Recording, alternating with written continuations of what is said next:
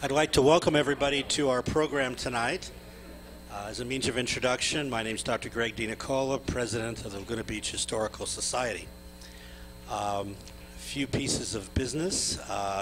For those that have been walking by the bungalow next to Whole Foods, you may have noticed it still isn't quite back to its original glory after a BMW took out a post.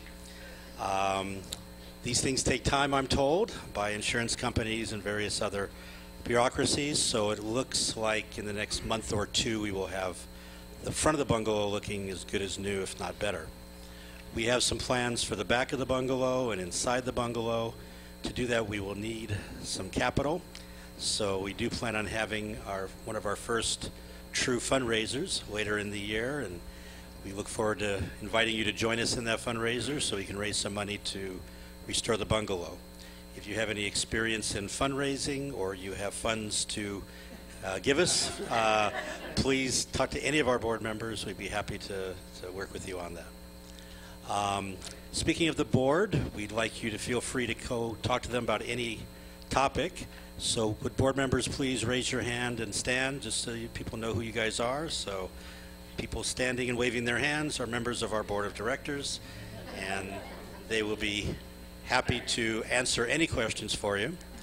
If you haven't yet paid your membership dues, you would have gotten a statement if you were already a member. If you haven't paid, we'd appreciate that donation. For those that are not members and you'd like to become a member, Johanna and John in the back can help you with that. They take PayPal, credit cards, cash, all sorts of stuff. So you can talk to them about that. If you are not sure you want to be a member but want to make a donation, we'd love to hear from that as well. And in fact, we have a little donation basket back there if you want to help us defray some of the costs tonight. For our program tonight, I would like to introduce you to one of our longtime board members, author and historian, Glenna Matthews. This is a little, I don't know if it's difficult or ironic for me tonight because I was born and raised in Los Angeles and therefore am a lifelong Dodger fan and season ticket holder. And then most of my college training was at UCLA. So I have the distinction of introducing one of the biggest San Francisco Giant fans I know, who is then going to introduce some young whippersnapper from USC. So let's ask Glenna to introduce our speaker. Well, it gives me great pleasure. Is this on? Yes. It gives me great pleasure to introduce Charlie because it's unusual for somebody to be writing books when he's still an undergraduate. And it shows great enterprise. I wanted to introduce him because my doctoral dissertation at Stanford was on San Jose in the 1930s. I've studied the Great Depression in California in some detail. I've published a book on San Jose where there's a couple of chapters, I think, on the Great Depression. And I know that very little has been written about Orange County or Laguna Beach during this cataclysmic decade. And so it's really important to document what went on. Carolyn, where is Carolyn Hobart? You talked a little bit about, in your family history, about the suffering in Laguna during the Great Depression and what your grandma did to alleviate it when she with her general store. But this is really important work because, I mean, other than the Civil War, it's one of the most dramatic events in American history.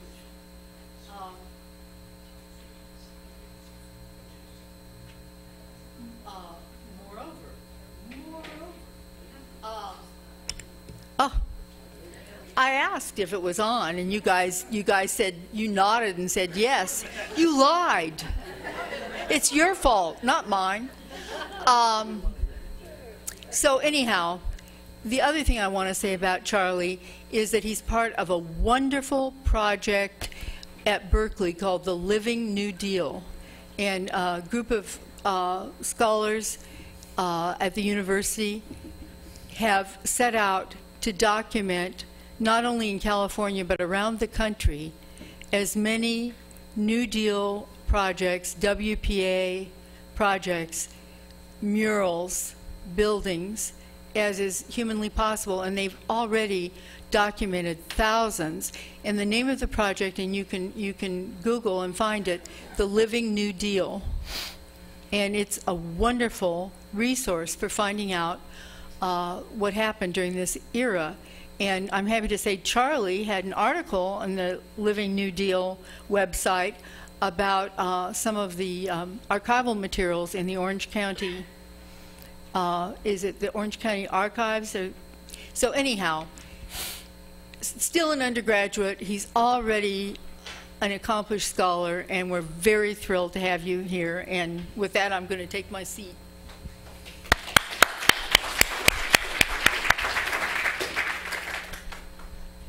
Thank you very much for that introduction, Glenna, and thank you all for having me to speak here to you tonight.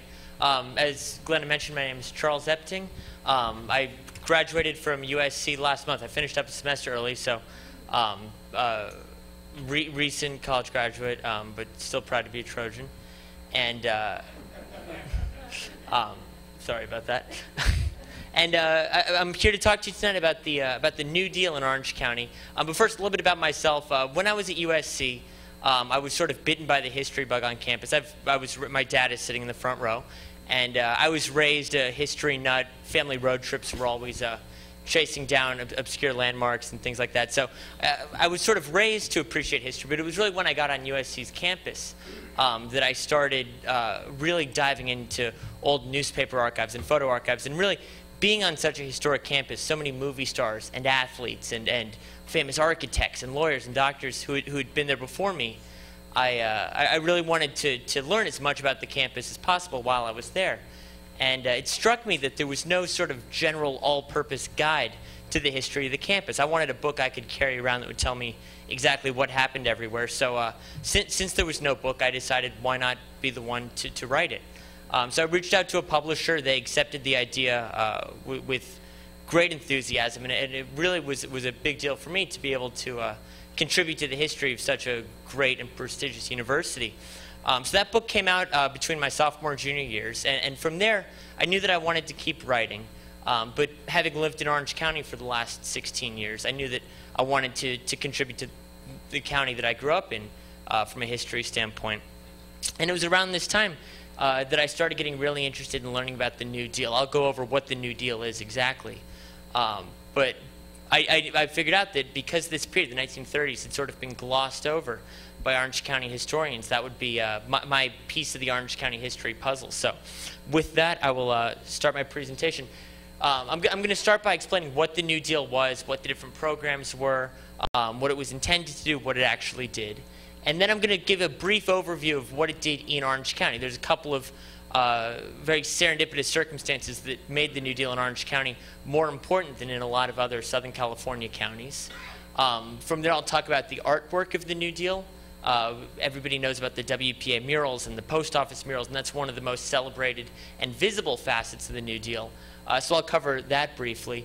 Then I'll give the audience focus on what the New Deal did in Laguna Beach. Laguna had a lot of federal assistance in the 1930s, and I, pulling in, saw the famed sewage treatment plant that's been in the news a lot lately, so I'll touch on that briefly. And then cover what else the New Deal did in Orange County. There's some other fun odds and ends that aren't often covered or aren't often thought about as taking place in Orange County. And then I'll close with the future, where New Deal research stands. As Glenna mentioned, Living New Deal out of Berkeley, what the research they're doing means, and how we can get involved in preserving more of these landmarks before it's too late. So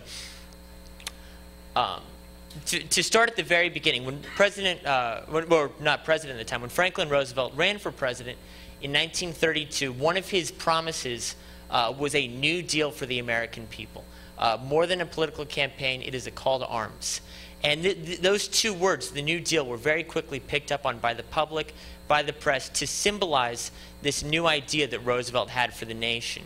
And very quickly, within his first 100 days in office, he started establishing relief programs like the Civilian Conservation Corps, like the National Recovery Act.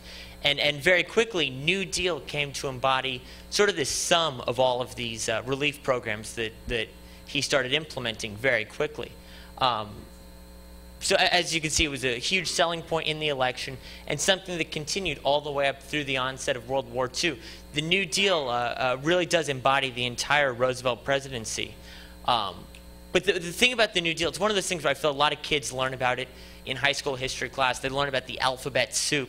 But they never really learn all the nuances of the different programs. A lot of people know the WPA or the CCC. Those are sort of the two big ones. But there were literally dozens of these acronym programs that President Roosevelt created.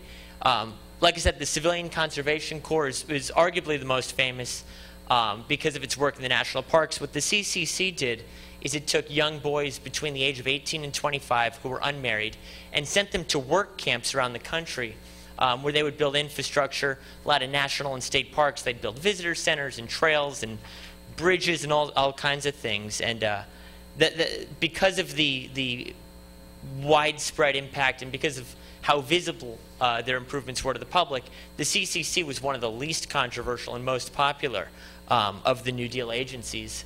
The NRA was a very short-lived program, not the National Rifle Association. Whenever I say NRA, I turn a lot of heads, but the first, or the governmental NRA was the National Recovery Act, famous for its Blue Eagle logo.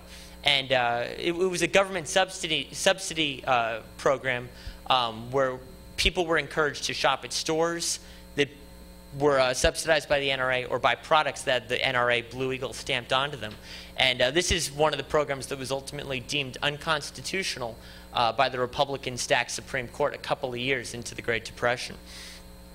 The WPA is, along with the CCC, the most famous. I'll go into the WPA more, but the Works Progress Administration was a very visible program aimed at constructing new infrastructure, new buildings, artwork. A lot of women were put to work sewing or cooking or in nurseries. And during the program's history, from 1935 to the start of World War II, over $11 billion were spent as part of the WPA. And the rest of these I'll go through quickly. The TVA, Tennessee Valley Authority,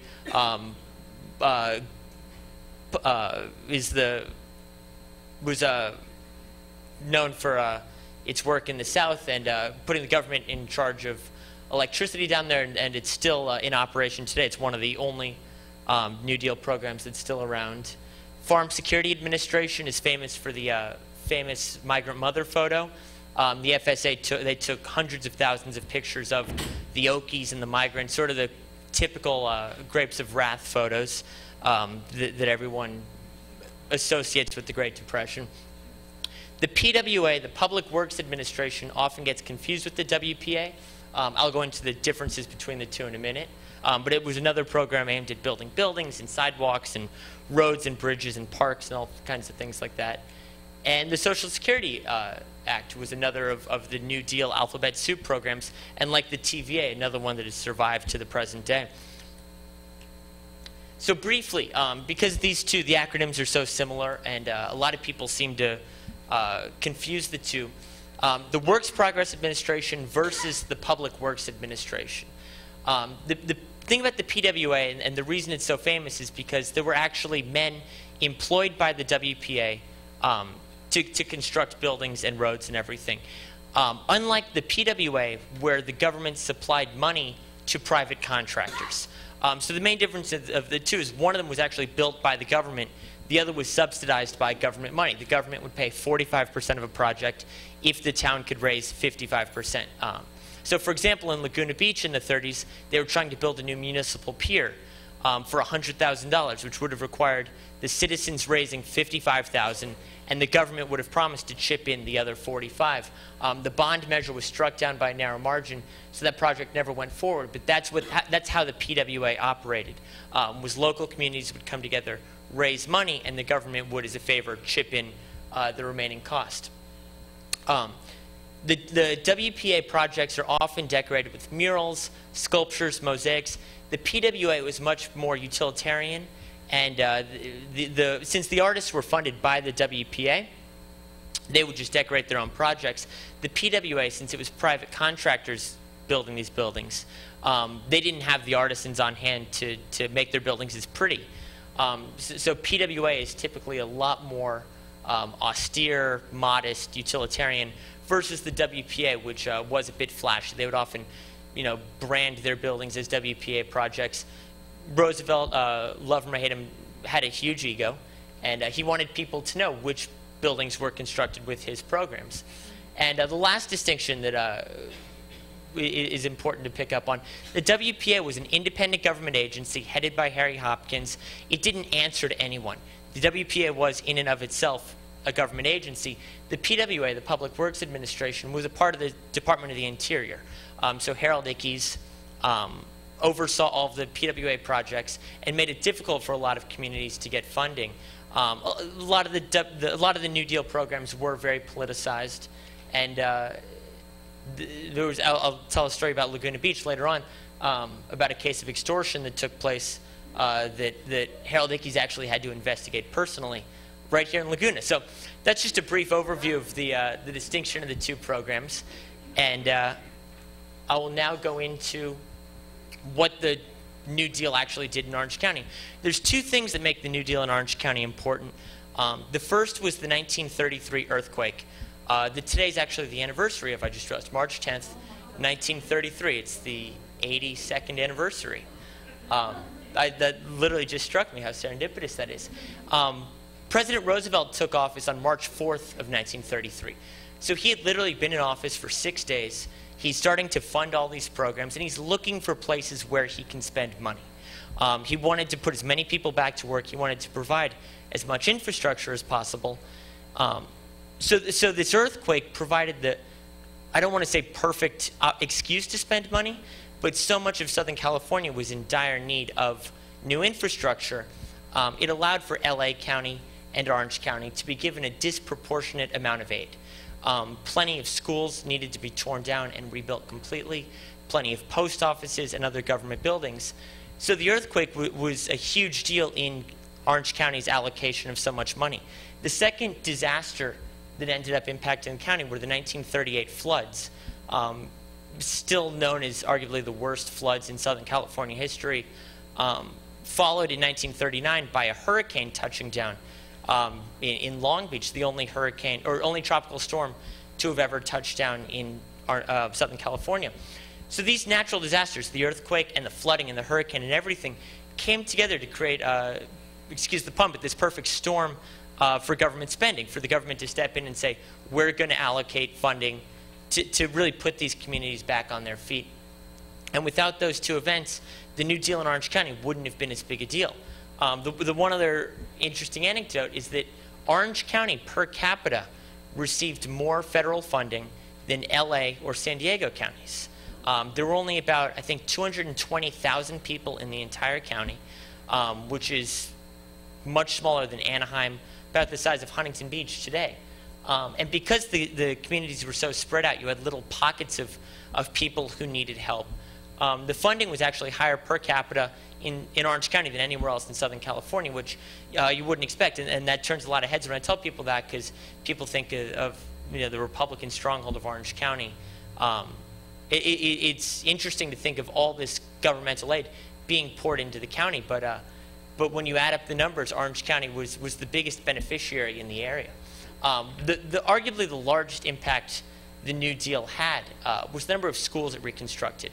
Because of the 1933 earthquake, a new law was passed that required that all schools be to a stricter earthquake code than they previously had been.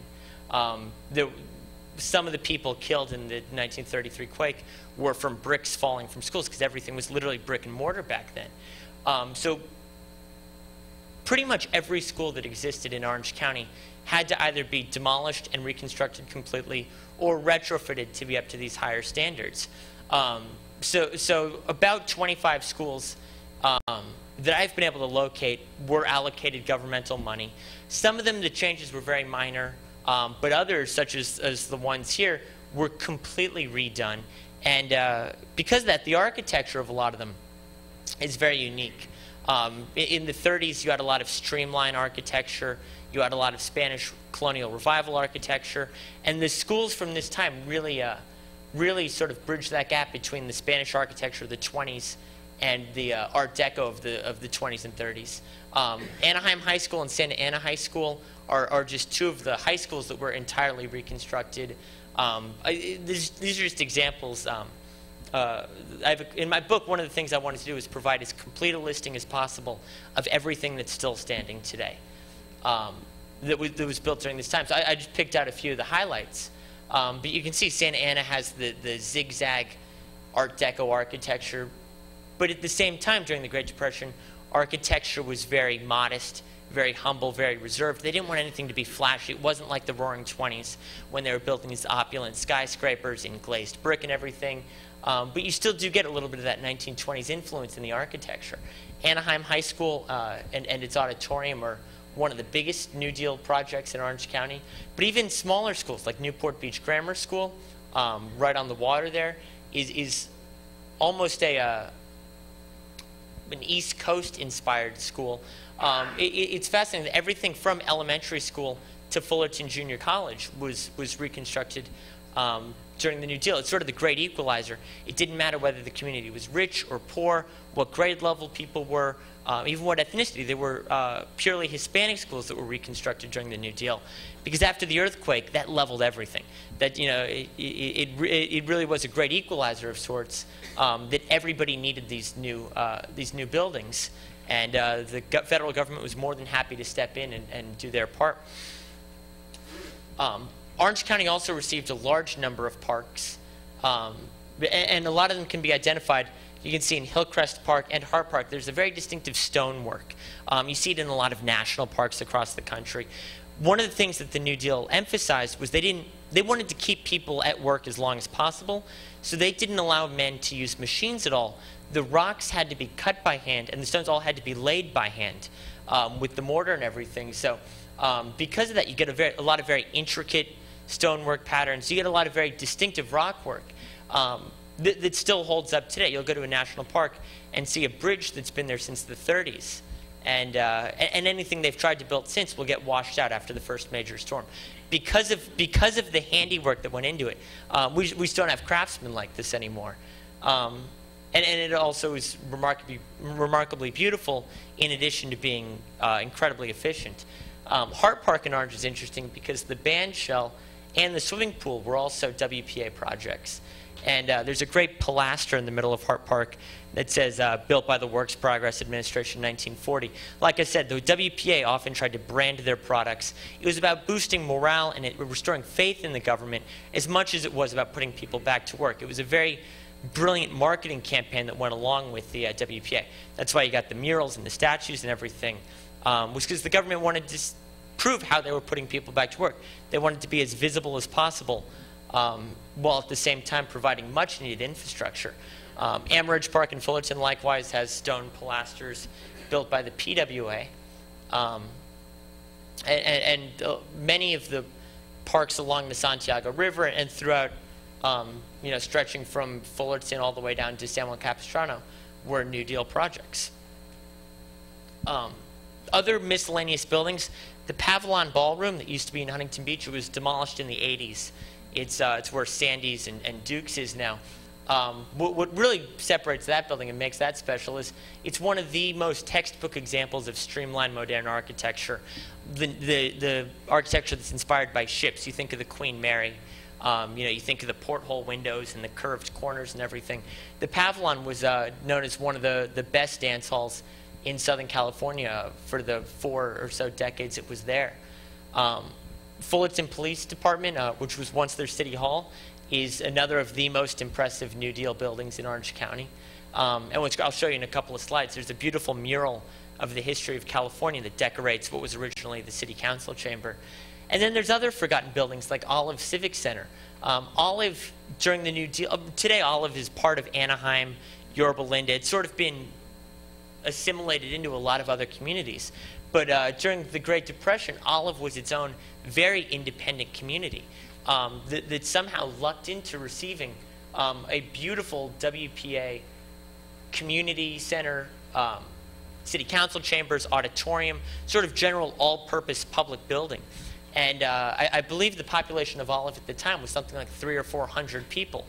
Wow. Yet the government gave them this building that is one of the most impressive landmarks, and is fortunately still standing today. It's sort of been surrounded by an elementary school, and when I went there, none of the people working there, none of the grounds crew at the school had any idea of the history of the building. But it's still stamped with those bronze WPA plaques that you see everywhere. And luckily, that building is on the National Register of Historic Places. I'll talk about conservation in a little bit, but that's one of the few that's preserved on a national level.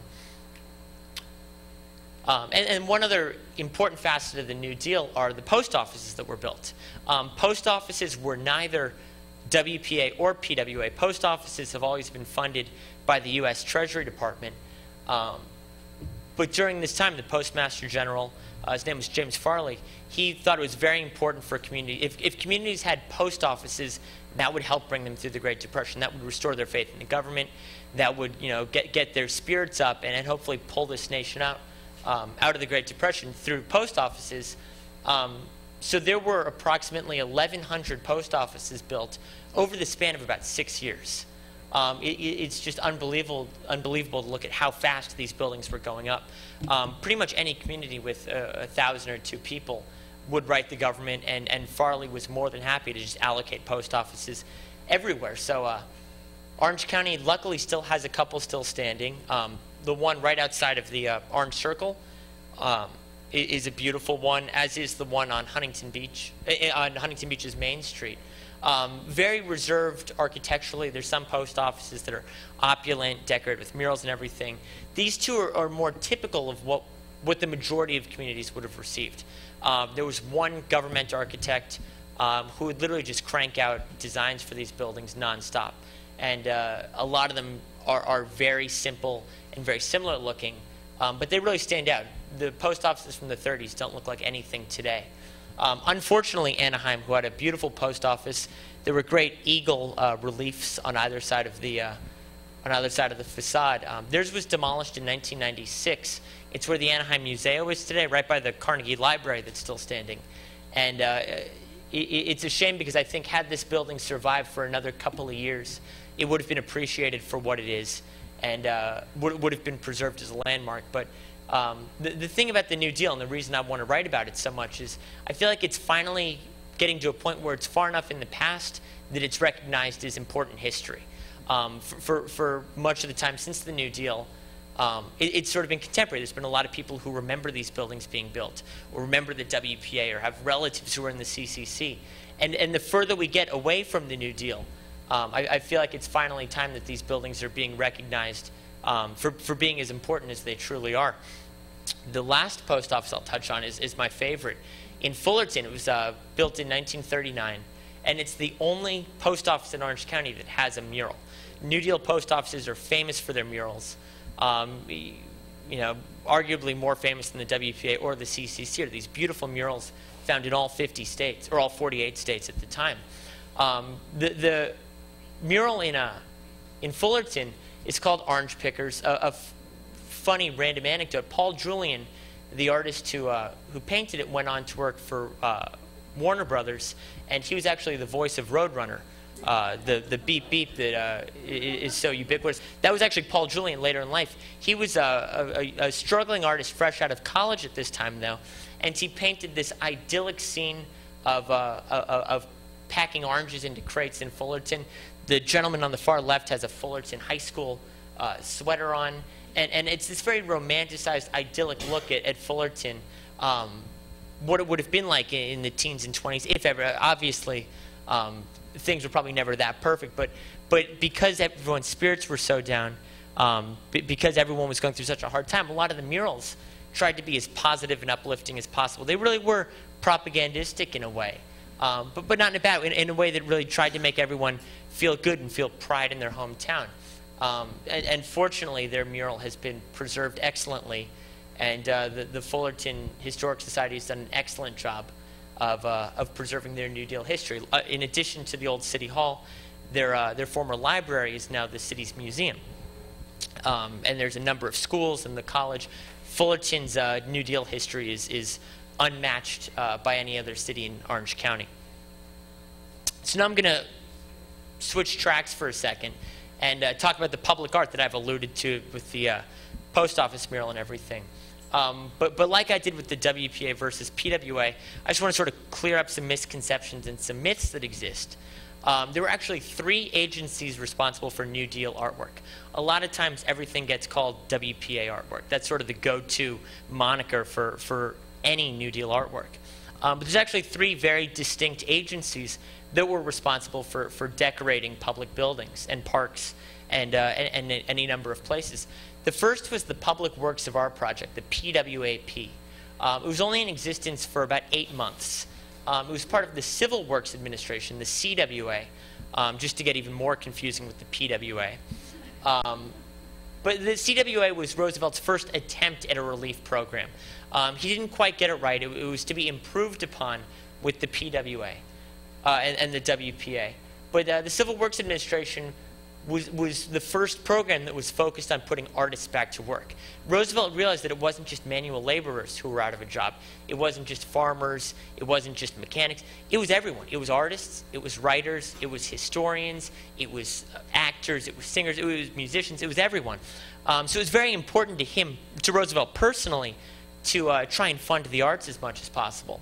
And the PWAP was prolific, even though it was only around for about a year. I read once that there were over 2,000 artworks installed across Southern California just in that year-long period. So the PWAP often gets lumped in with the WPA, but it's very distinct and very historically important. The next program was the Federal Art Project. These are the WPA murals that you always hear about.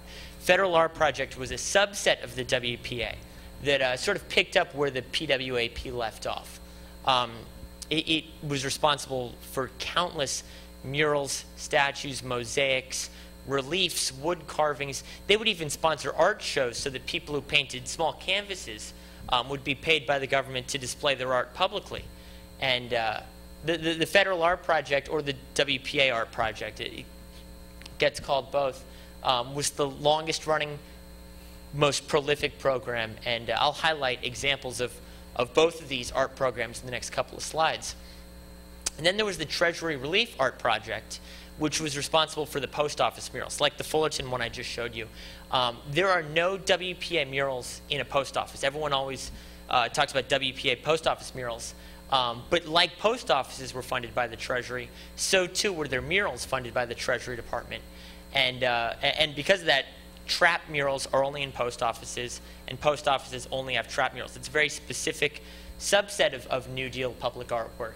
But I just wanted to clarify the common misconception that anything from this period is WPA, while there's actually 3 very specific agencies who are responsible for all the artwork being created. So just a quick tour through some of Orange County's most impressive public artworks. I mentioned the one on the left when I was talking about Fullerton City Hall.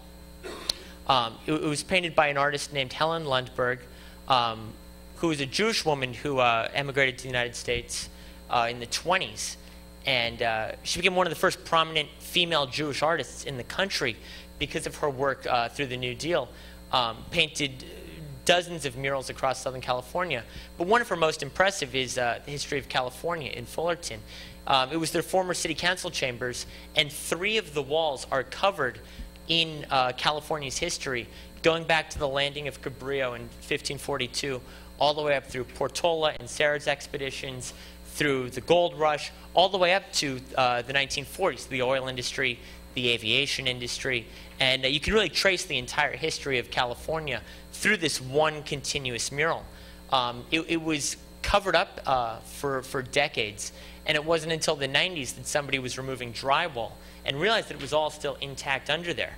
And after a several-year-long and very expensive renovation, they've done an incredible job of restoring it. A similar story, Fullerton doesn't have a good history with their murals, because Pastoral California, which is actually a fresco, it's the largest outdoor fresco in the United States, was painted on the side of Plummer Auditorium at Fullerton High School.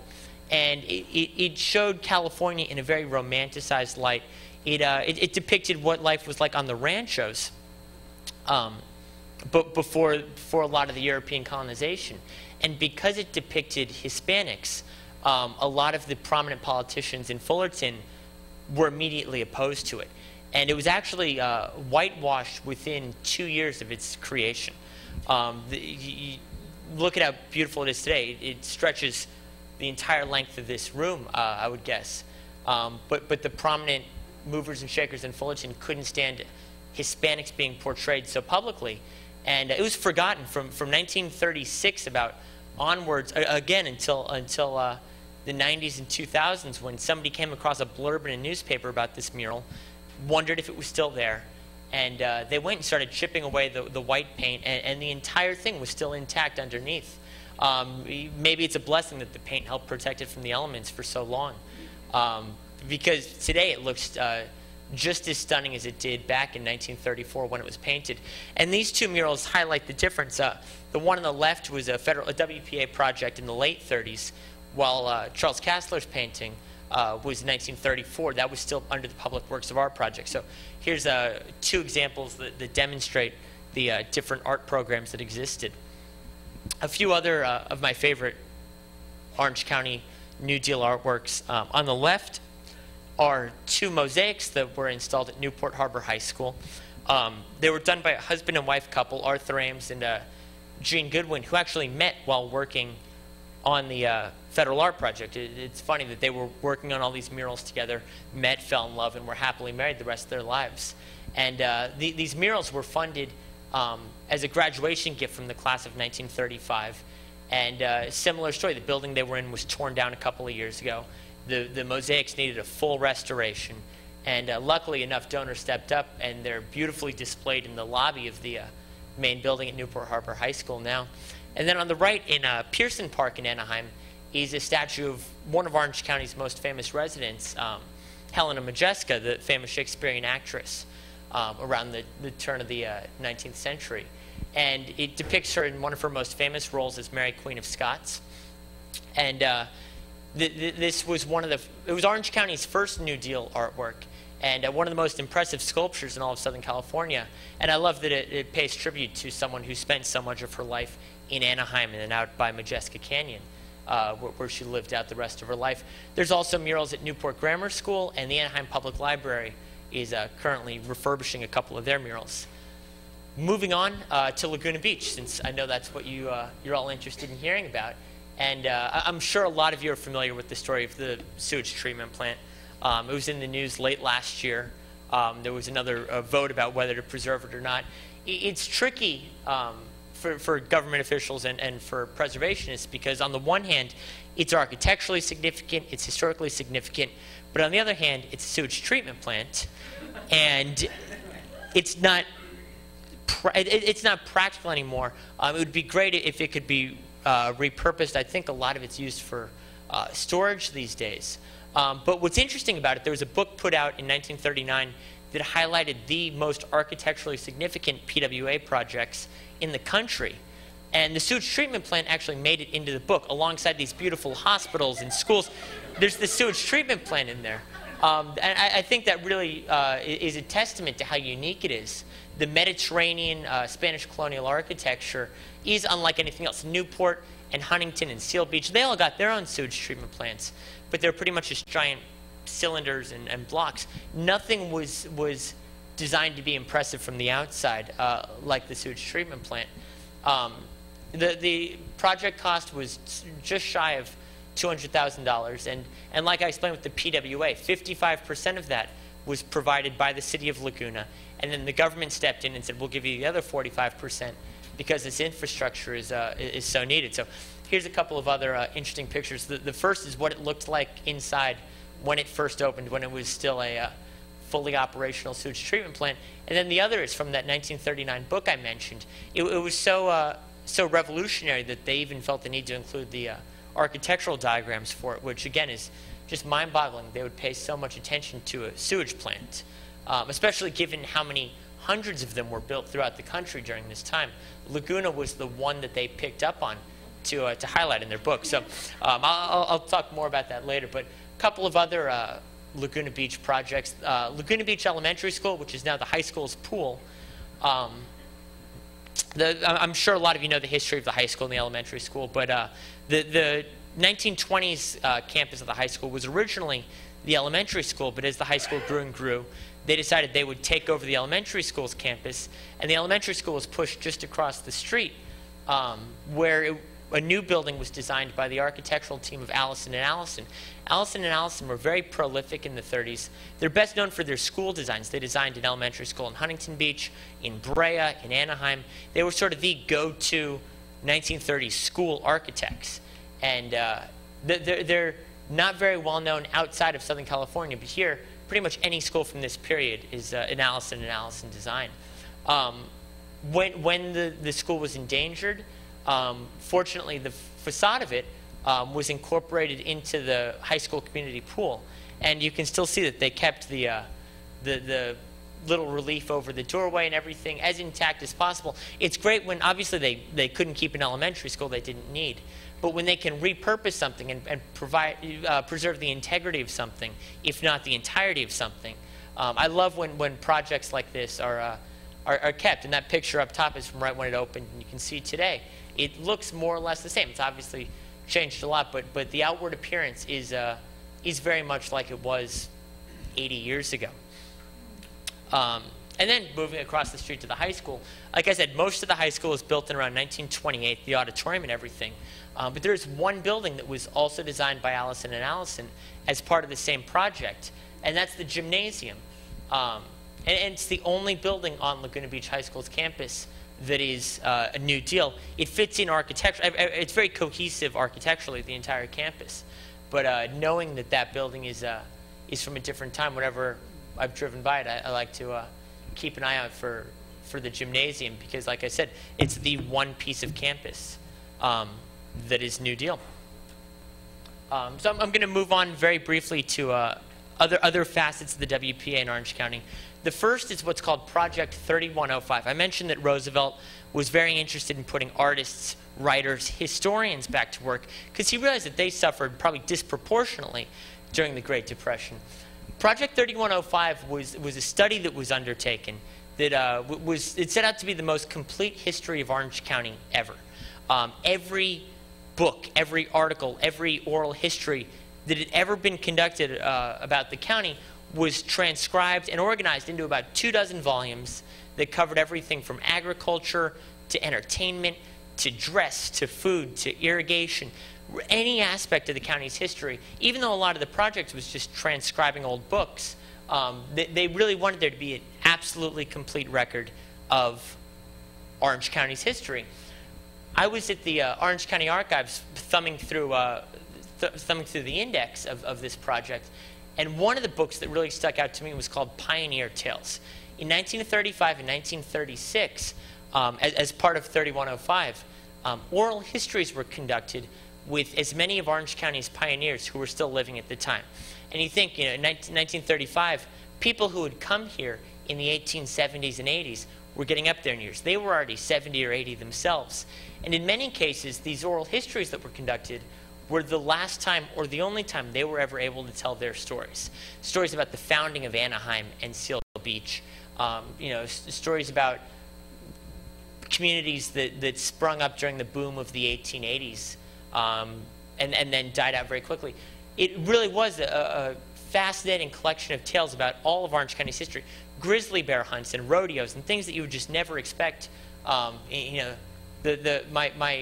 selling point of the book is Orange County's always thought of as this great suburbia. But there were grizzly bear hunts, there were rodeos, there were shootouts on the streets of Anaheim. And what really frustrated me, there was only one original hand-typed copy of this document. The original, the paper was crumbling in a lot of cases, and I knew that if anything ever happened to it, if there was a fire or a flood, these stories would be gone forever. So I immediately took it upon myself as a labor of love to transcribe as much of them as possible, just so that a duplicate copy would exist, worst case. But as I was doing it, I thought these were tales that people would love to hear today. So I started constructing sort of a continuous narrative piecing them together. Orange County's first railroad, first telegraph. And I really tried to make it a book that anybody could enjoy. I put little pieces of modern context in it, explaining what happened to towns that aren't there anymore, explaining what different street names became or different town names became. And this book was published last November.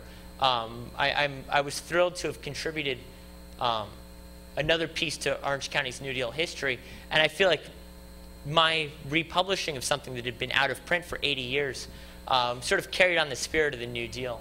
And I like to think that the WPA would have been proud of these stories being put back into the hands of the public, because that's what their program was all about in the first place.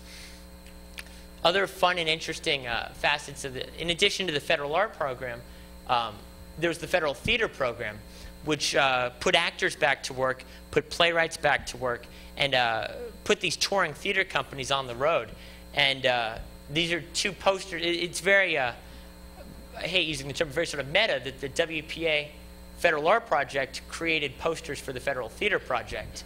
So you get a couple different parts of the WPA in there. The one on the left took place 2 minutes from here. And the one on the right is from Santa Ana High School Auditorium. These are the only two Federal Theater Project posters that survive from Orange County. And I love that one of them just happens to be Laguna Beach.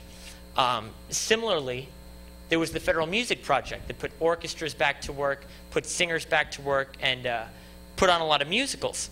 And here's a poster of the Los Angeles chapter of the Federal Music Project, putting on the Chocolate Soldier at Santa Ana High School. And these companies would tour sort of the LA Orange County circuit. Unfortunately, great records weren't kept, so all we have to go off of are these very scant posters. But another great piece of Orange County's New Deal history. And lastly, the Federal Writers Project was another, it was called Federal Project 1, that was focused on putting artists back to work. And the Federal Writers Project wrote the WPA guidebooks that I'm sure some of you have heard of. They've sort of become legendary since they were published in the 30s. They put together 48 guidebooks for each of the states, plus territories, regions, roads, and they're still used by travelers to this day. They're considered the quintessential guides to American highways and small towns and tourist attractions. John Steinbeck never traveled without a complete set of the 48. And while they never did anything on Orange County specifically, their California Guide to the Golden State gives great driving tours of Orange County up and down the coast, mentions communities like Red Hill and Modena that are no longer there. And it's really a great snapshot of what Orange County was like during the 1930s. And one last program I want to mention briefly is the CCC, which I mentioned earlier. Young unmarried men were sent off to these work camps. And a lot of people think about Grand Canyon or Yellowstone or Yosemite as hotbeds for the CCC. But Orange County actually had 7 camps over the course of the program. The program ran from 1933 all the way up to the onset of the war, when a lot of these men were just transitioned into the armed forces. Great picture taken up top, taken in San Juan Capistrano of one of the camps. The camps typically had 200 men. And you can see that Doheny State Beach and San Clemente State Beach were two of the biggest CCC projects. The jetty at the top of the map is called Thor's Hammer, and all of the crushed rock was actually put in place by the Civilian Conservation Corps. So it's just interesting to think about the impact that they had on Orange County, no matter how small.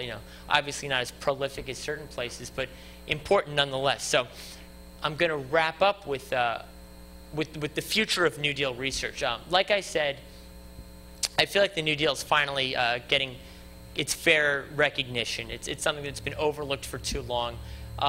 Buildings haven't been considered historic enough for preservation. But hopefully that's starting to change. Only 3 New Deal buildings and 1 mural in Orange County are on the National Register. However, many others are listed at a county or city level. But it frustrates me that there's still buildings that aren't widely recognized as New Deal landmarks. Something like Fullerton City Hall, that's now the police department, everybody knows that's a WPA building. It's got the plaques. But there's plenty of other buildings throughout Orange County. Placentia's old City Hall is now a real estate office. Franklin Elementary in Anaheim, Spurgeon Elementary. There's all these little schools, little libraries in La Habra, in Brea, everywhere you go in the county that don't have any kind of formal recognition. That there's nothing to protect them. If the city said we want to go in and put up a new Franklin Elementary School, there'd be nothing stopping them from demolishing what myself and a lot of New Deal historians consider to be very important pieces of the past. So I think pushing towards more widespread recognition of these buildings is an important step. And as Glenna mentioned, that is the work of Living New Deal, a program based out of UC Berkeley. And this is, I took a screenshot of their map the other day. Every one of those little red dots is a New Deal project. And we're currently approaching 10,000 recognized New Deal projects across the country. So as an example, I will zoom in on Orange County. And this even needs to be updated with some of the research from my book. But you can see that Orange County has a very nice array of New Deal projects. And it's through the work of organizations like this, with Living New Deal leading the way, obviously, that these buildings will be recognized, preserved for future generations, and hopefully become a more critical part of history than they are now. So I'm gonna wrap up with the infamous sewage plant. And I thought it was funny that here's an LA Times article from 1989, and here's a more recent article from 2014. And the question is, they're still wondering what's going to happen to this building. 25 years have passed between these articles, and the content of the text is more or less the same. They're still wondering, can we repurpose it? Does it need to be kept in the first place? And I think this illustrates that Laguna Beach has done an excellent job in preserving all of their history, but to me, their New Deal history. But there's still a lot of question marks up in the air. There's still a lot of uncertainties, and fortunately, groups like you guys have been fighting to keep what I think is one of the most unique and important buildings in Orange County. So I said I would finish with. I mentioned earlier that I would recall the story of bribery and corruption that took place in Laguna Beach during the New Deal. They were supposed to build a sewage line from the canyon down to the beach to help with runoff in case there were things like the 1938 floods again. And one of the men who was prominently leading the charge, he was a lawyer who really fought for this sewage line to be built. And it was a huge scandal in the papers when it came out that he had accepted a $1,000 bribe to petition the government for this. Harold Ickes himself, the Secretary of the Interior, conducted the investigation. And the entire thing came crashing down on Laguna Beach. The lawyer was run out of town. The sewage line never got built. Fortunately, in the decades since, more infrastructure has been built. But it really is one of the few points of scandal and controversy. A lot of these buildings were celebrated by the public. In their dedications, had thousands of people come out. But Laguna Beach does have the one little bit of controversy in all of Orange County's New Deal history. And it really sort of put Laguna Beach at a disadvantage. I think that had something to do with why the bond election was voted down for the new municipal pier. I think everybody's guard was up after that, and may explain why Laguna Beach didn't have even more New Deal infrastructure. So with that, if anyone has any questions or comments, thank you again for having me here to speak, and it's been a pleasure.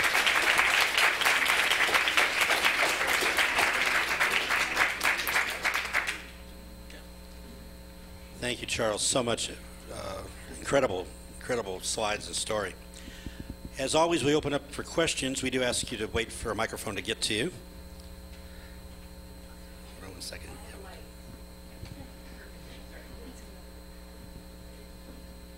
I'm interested in landscape improvements that were funded by these projects, and we did some research in South Laguna, and there was a state organization called CWA, and they helped to fund the street trees that were planted in South Laguna that are still blooming today. There was a ton of landscape work done.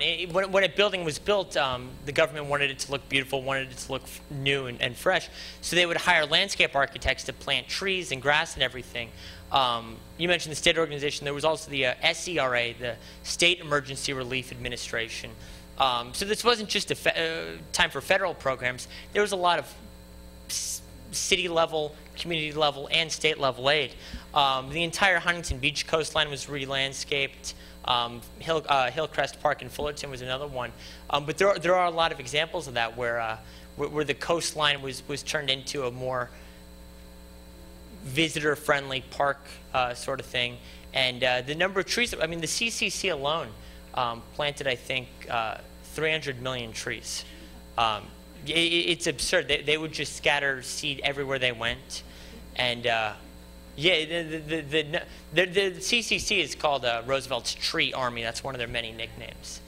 And yeah, the amount of landscaping and beautification of the country was a very important tenet of the New Deal.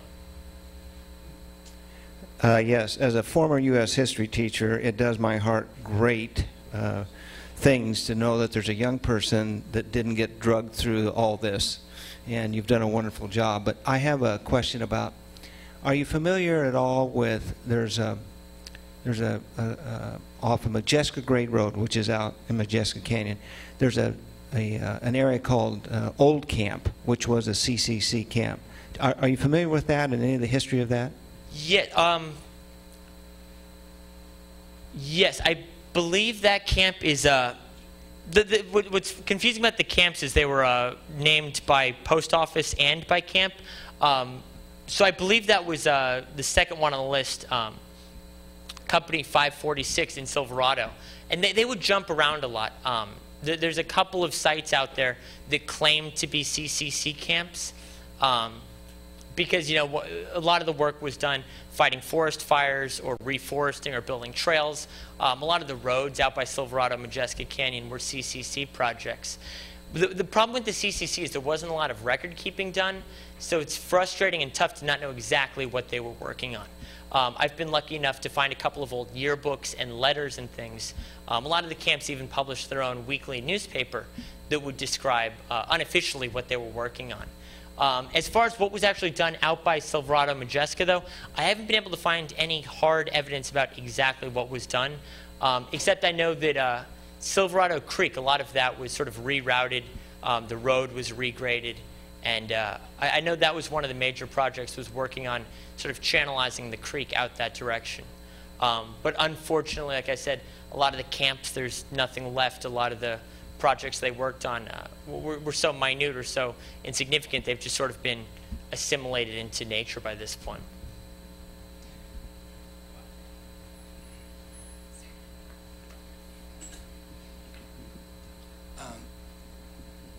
This is on? Okay. FDR had to deal with ferocious and relentless Republican opposition during his many terms in office. And I suspect there must have been considerable pushback against New Deal programs in Orange County, which was even more conservative then than it is today. Can you speak to public officials and how they responded to these New Deal programs in the face of all of this New Deal construction here in Orange County? Absolutely. There was some blowback. The most dramatic example was when Santa Ana's new City Hall was being constructed in 1935. It was a PWA project. And the City Council had to vote on appropriating the bond money. I think it was something like $50,000. And the City Council members who voted to support the project, the paper said, allegedly got death threats over supporting a New Deal project. But even though Orange County was more conservative back then than it is today, there are very few examples of public opposition.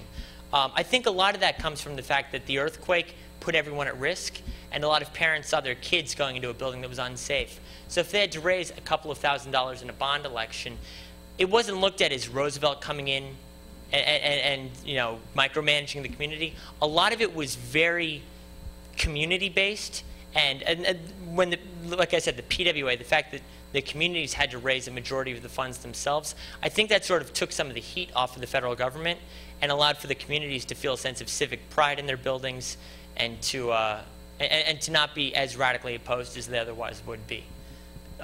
So remarkably, there aren't many examples of public officials being opposed or the public at large being opposed, which was really striking to me as I was researching the book. Just wanted to add a little bit of additional factor that was a wonderful convergence with what you've told us tonight happened in Orange County. In 1934, there was a county-wide vote to establish the Orange County Harbor District, which is now the Orange County Harbors, Beaches, and Parks District, initially to dredge and create Lower Newport Bay as a recreational small craft harbor, and then also the Orange County Flood Control District. Right, which... a much larger entity with billions of dollars of funding that just recently almost has completed the Santa Ana River Main Stem project, both of which were the secret hand behind establishing both of those entities was James Irvine II, who personally funded half the money to finance the campaigns and actually some of the funding to get these two districts established. Likewise, he did the same thing with the Laguna Beach County Water District in 1925. Was there some overlap between the WPA projects and those two special districts that are county-wide, or not? There wasn't WPA overlap. There was, with the Newport Harbor project, there's still a great plaque right at the mouth of Newport Harbor that commemorates the federal work done. There was some PWA overlap with that, the Public Works Administration. And likewise with the Orange County Flood Control District in 37-ish onwards, there was some overlap with the Army Corps of Engineers, which was another government relief program at this time. But as far as I know, there was no WPA overlap with those two. I talk about both of those in my book. The Newport Harbor program in '34 was, up until that time, one of the most polarizing issues in Orange County history. You look at the newspapers from Huntington and Newport at the time, and for months leading up, it was these mudslinging yellow journalism campaigns for and against Newport Harbor. The development of a more boat-friendly harbor. And it really was a contentious issue that tore a lot of the coastal communities apart in a lot of ways. And likewise, the Orange County Flood Control District was on a scale that the county had never seen before. There were plans for a lot more dams that were ultimately neglected after the 1938 and 39 floods. They ended up building Prado Dam just outside of Orange County, but initially all the way out along the Santiago River, Santiago Creek, there were plans for more dams in case of a massive flooding event like 1938.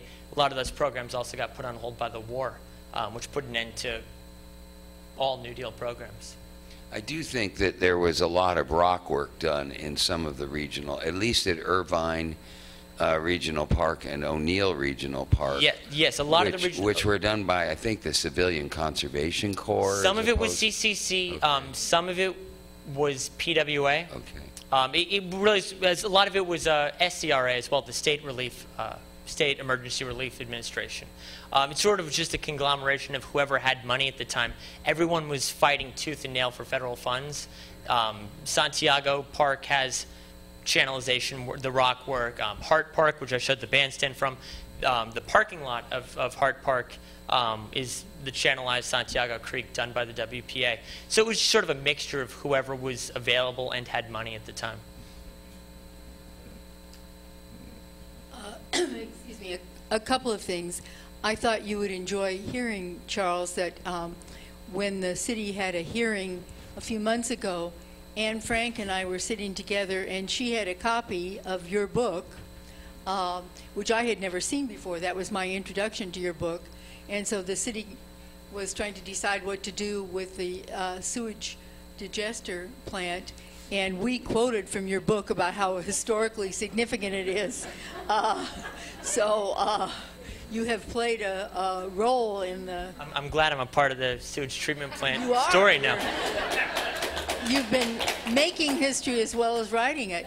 And then my second issue, did you bring some of your books tonight? I did. I'll have copies of the New Deal book available for purchase afterwards, or just to flip through if you guys have any questions and just want to look through a copy of the book. What about the Pioneers? The Pioneers book I actually didn't have any with me, but I'd be more than happy to take down names, and I can either do a book plate or get them to you in the next couple of weeks. So just Okay. talk to me afterwards. But that one's still so new, I haven't been able to keep any for myself even. Okay. Bonnie Jane had his hand up next.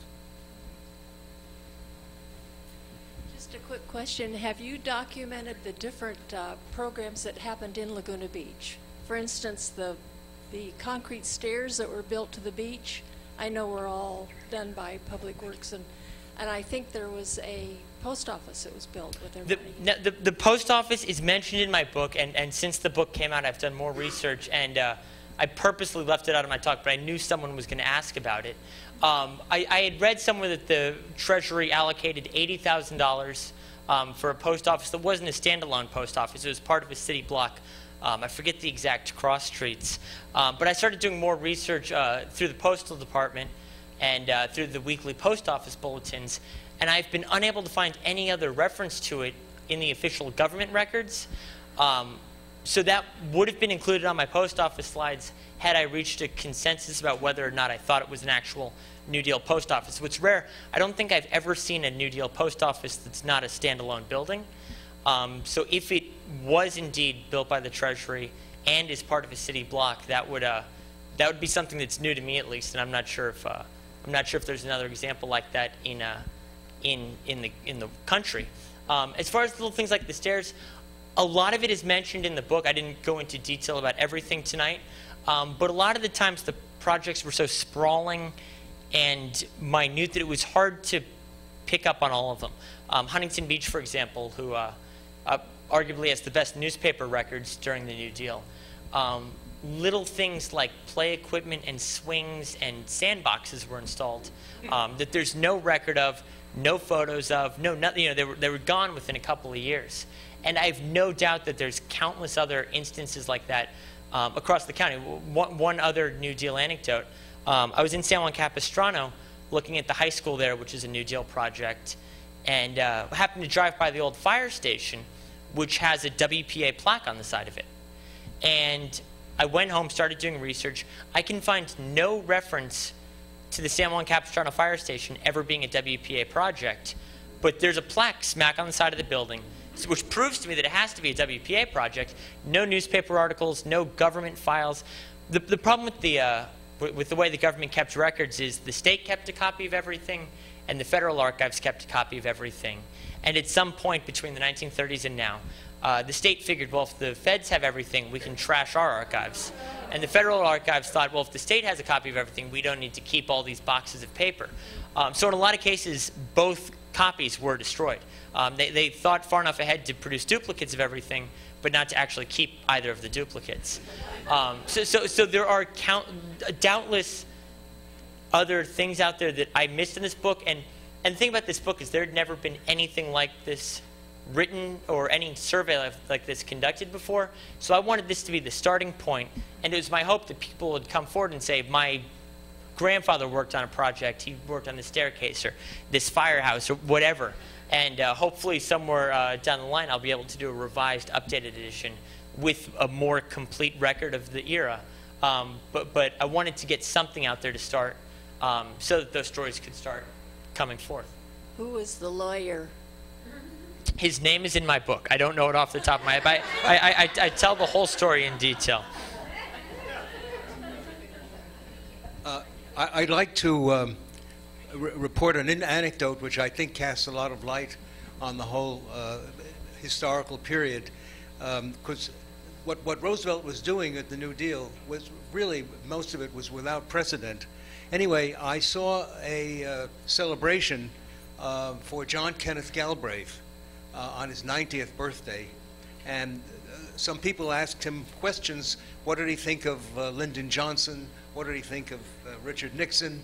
He said, you know, I've met these people, but I didn't know them. I worked for Franklin Roosevelt, and I can tell you an anecdote about him.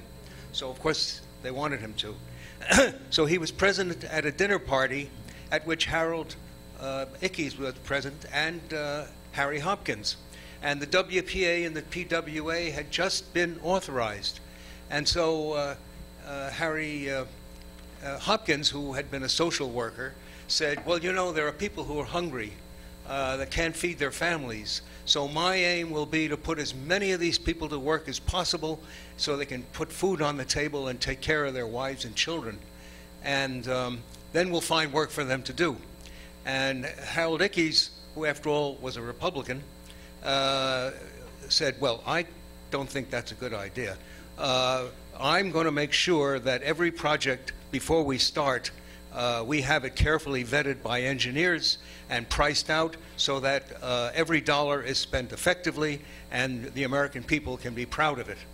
And anyway, the dinner party broke up and Galbraith stayed behind with the President and Mrs. Roosevelt.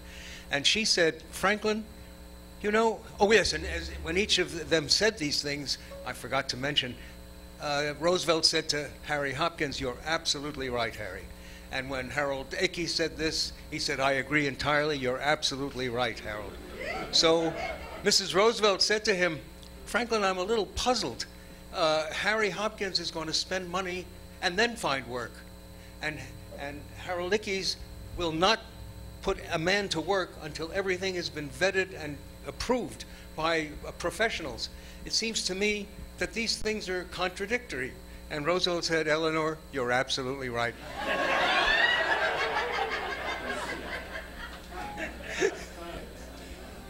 I want to commend you on this great research. It was so refreshing to see someone do such thorough research, and it was a wonderful presentation. Thank you. Yeah, thank you so much. I have a statement about this, and I just wanted your impression.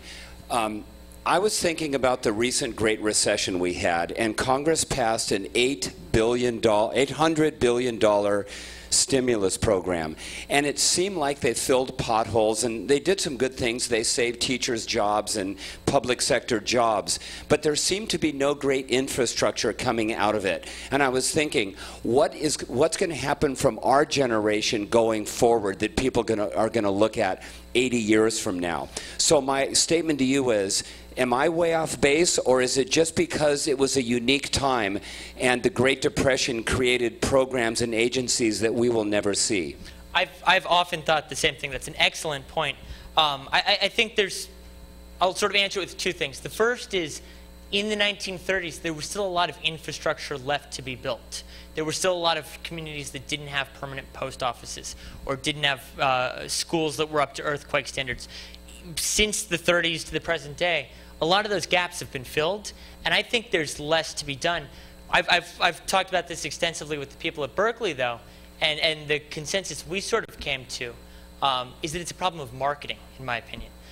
Roosevelt, even though he had his fair share of people who hated him, I think he did an excellent job, whether you like him or not, at selling these programs to the public. He funded the art programs. He funded the writing programs. So that even if you weren't a fan of the government spending all this money, you could go buy a WPA guidebook for your road trip, and that would help your family have a good time.